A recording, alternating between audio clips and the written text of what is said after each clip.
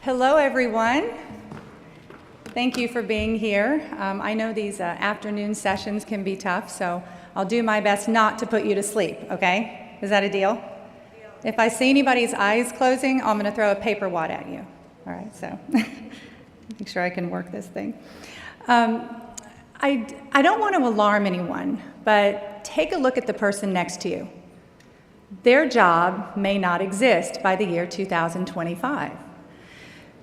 So rapid advances in technology are a threat to many jobs normally performed by people. And, things are changing. We all know that. And that change is affecting all of us. So today, I want to talk about specifically how the workforce is changing in the space of DAS and small cell. And I want to give you very specific strategies that you can use right now to help build your teams, beat your competition, and be successful in this industry. So I truly agree with Zig Ziglar here. I love him. But you've got to find the people first. And I've been in the people business for over 30 years. And if there's one thing that I know for sure, is that business is simple and people make it complicated, right? How many of you agree with me? Right? So I'm here to uncomplicate the process of hiring great people.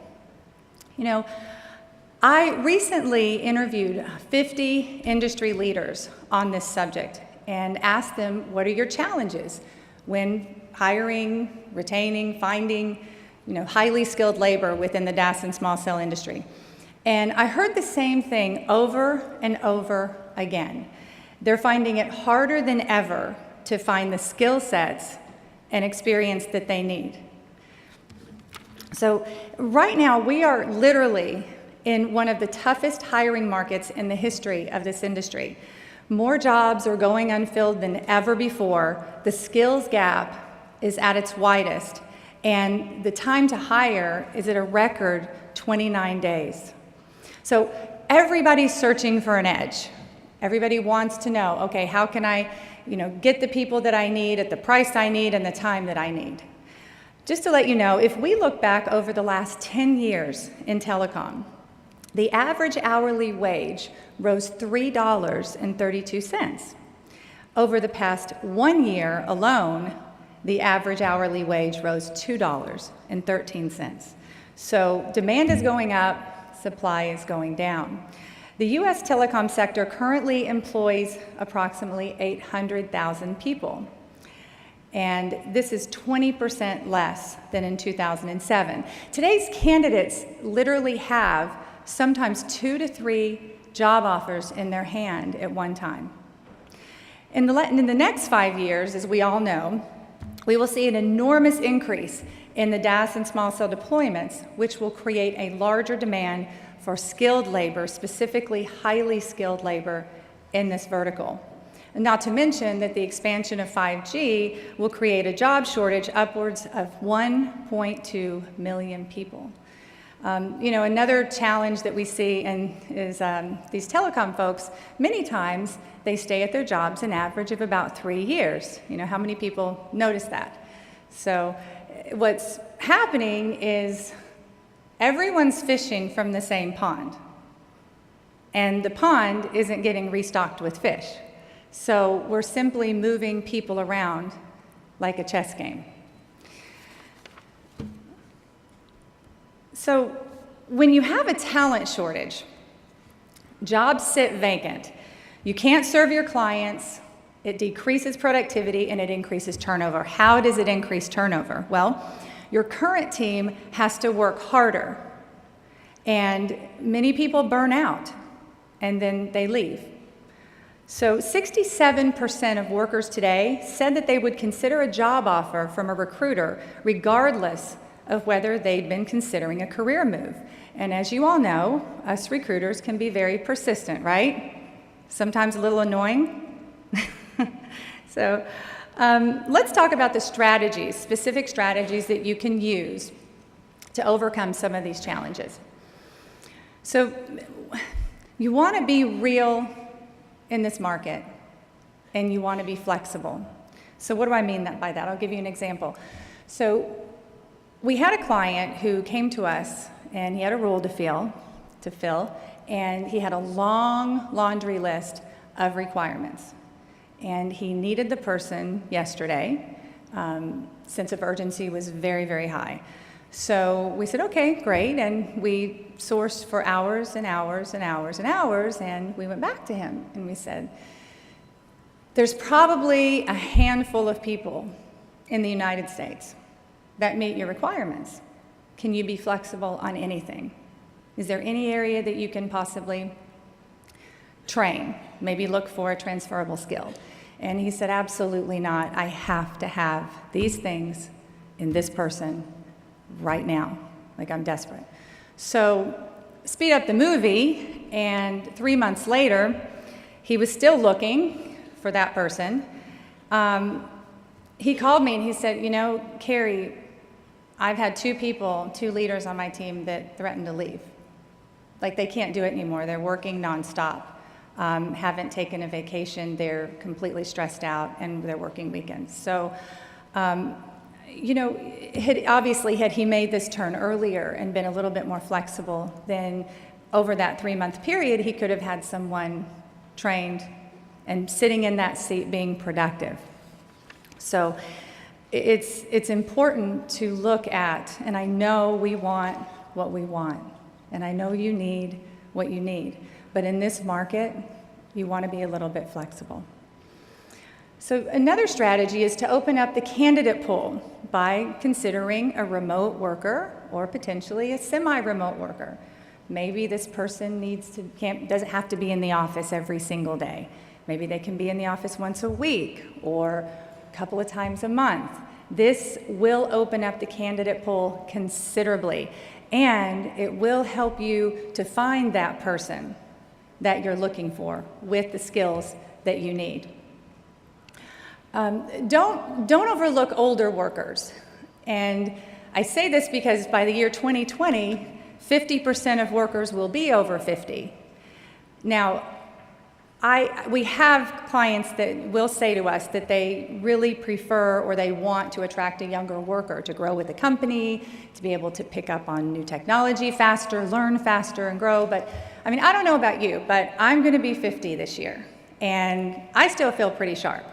I mean, I don't know, every now and then I'll walk into a room and forget where I am or what I was doing there, but that's probably just a woman thing. So, you know, it's important to know that, you know, I read an article on the plane on the way over here that the best time to start a startup, it's like a new trend now for startups, is age 50 and beyond. So 50 is not what it used to be. 60 is not what it used to be. I mean, I plan on working, I have no idea, until I'm 110 if I'm able. So please keep that in mind when you're interviewing. This is crucial. Transferable skills. This will be your secret to success within staffing in the next decade. You know, and let me help you here. So let's say you have a role to fill, you have a need, and you have 10 skills that you really want in this person. And then take your top 5, or let's say you have 3 to 5 deal breakers. I absolutely cannot live without these. This person has to have these 5. Then take the other 5 and look at potential transferable skills that this person could possess, or industries, and then how fast that you can bring them over and train them and have them in that seat productive. You know, this area is very special to my heart, hiring veterans, because I was in the United States Marine Corps, and I'll tell you, the skills that I learned when I was in the military are a crucial part of my success today. So if you're looking for disciplined and technically skilled workers, definitely look at veterans. The federal government also offers some incentives if you hire veterans, and as you are probably all familiar with Warriors for Wireless, they will train them and get them ready for you. And Now you have a trained, highly skilled worker. So please keep that in mind as well. Definitely don't overlook your current employees. In today's market, your employees know that their skills are valued elsewhere. They know that they can get what they deserve. In fact, right now, your employees may be getting called by 10 recruiters with new opportunities. So don't wait until they have a counteroffer in their hand to show them how much you value them. Let them know their value now, and then when someone calls them or they talk to a buddy, hey, I heard so-and-so's hiring, they're gonna say, absolutely not, I'm so happy where I am. So it's very important. Retention right now is crucial. We need to expand that 3-year average to 5 and 10. I was having dinner with a client the other night, and there was someone who had been with a carrier for 46 years. And he was almost like an alien. Everybody wanted to talk to him. They just could not believe that he has been in the industry that long. And it was just, it's definitely something that we need to work on, is retention. Training and development. This is also very key. I was talking to an industry leader recently, and he said that he told his management team, guys, the people you're looking for are not out there. This is a CEO.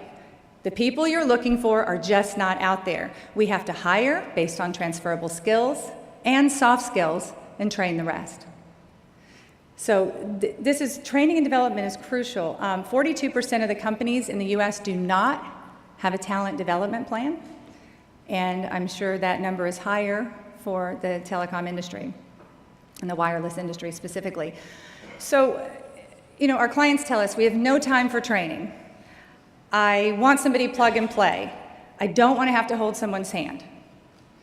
Understood, absolutely understood. So I kind of, this is a very reactive form of hiring versus a proactive, right?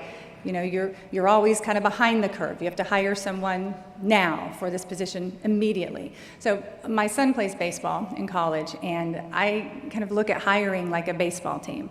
You have your A team, that is they're your starters, and then you've got your farm team, right? How many love baseball? Yeah, so you get it. So you've got your farm team. So they're being trained, they're being developed to become that A team. So you want to have a system in place at all times of training and development. Stop and sharpen your axe. Even if it's not a formal training and development program, have people that you are developing and training. Now, this is interesting. Building a pipeline, and this is a new concept called a talent community. So what you can do is you can actually put a link on your website where candidates can submit their resume to you without submitting for a specific role. They can just go into your pipeline. So it's called a talent community. Then when you're ready to hire for a specific position, you may have 50, 100, 250 people to choose from, and already they're warm, they want to work for your company. So it's just a little bit of an easier sell, especially if they're highly talented. So if you take one thing away today, just take this, which is speed matters in today's market. We were working with a client, again, recently that he had a role to fill, and we presented him with a great candidate, very strong. Said, great, I want to interview this person. And he said, I'm so busy right now. I'm just buried. We can interview him in a week and a half, or next Wednesday or something. So I said, okay, got it. In the meantime, looking on the candidate side, this particular candidate was passive, which means he's working, and he's got it in his head that, hey, I may be interested in other opportunities. This sounds like a good idea. He's thinking about it. So while that week and a half goes by, he's talking to his family, to his wife, about, what would it be? Maybe I should move. Maybe it's time. He's calling colleagues and friends in the industry saying, just just between you and me, if you hear anything or if you know of it, so that's what's happening during that week and a half right now in this market. So what happened in this instance is our client interviewed the candidate and liked him, so we want to go for a second interview. Again, it was about another week before he could schedule the second interview. And during that time, this person had received another call from someone else and had another interview. And by the time our client was ready to present an offer, that person had received an offer and accepted from another company. So this kind of stuff is happening all the time. We're finding, like I said, candidates who have sometimes 2 to 3 offers in their hands at once. So it's very important to, I know many times you really can't, you don't have a lot of control over the hiring process, but you want to focus on what you do have control over, which is your communication. So you could reach out to that candidate and say, hey, I am so busy, I don't have a second to, I can't sit down and do an hour interview with you right now, but I'd like to talk to you for 5 or 6 minutes or 10 minutes just to say hello. That way the communication has started and that person feels like that they're in the process. Does that make sense? So it's crucial to start that process and to move with speed. If you like somebody, then move faster. Move as fast as you can, as you possibly can right now in the constraints of your companies and your programs. So you're really only as good as the people you hire. You want to make hiring. You want to make hiring a priority because it's getting harder and harder, and it's only going to get harder over the course of the next 5 years and 10 years. There's jobs that we're going to need in this industry that haven't even been thought of yet. So we obviously no one has the skill set for that. The jobs haven't even been created yet. So make it a priority. Make it a priority to train and develop people. You want to also implement new strategies. Look for ways that you can gain that edge. Talk to people, get ideas, share ideas with each other, mastermind. So also make it a goal this year to improve your hiring process. And you never know, the person next to you might be working for you in 2025. So thank you very much for your time.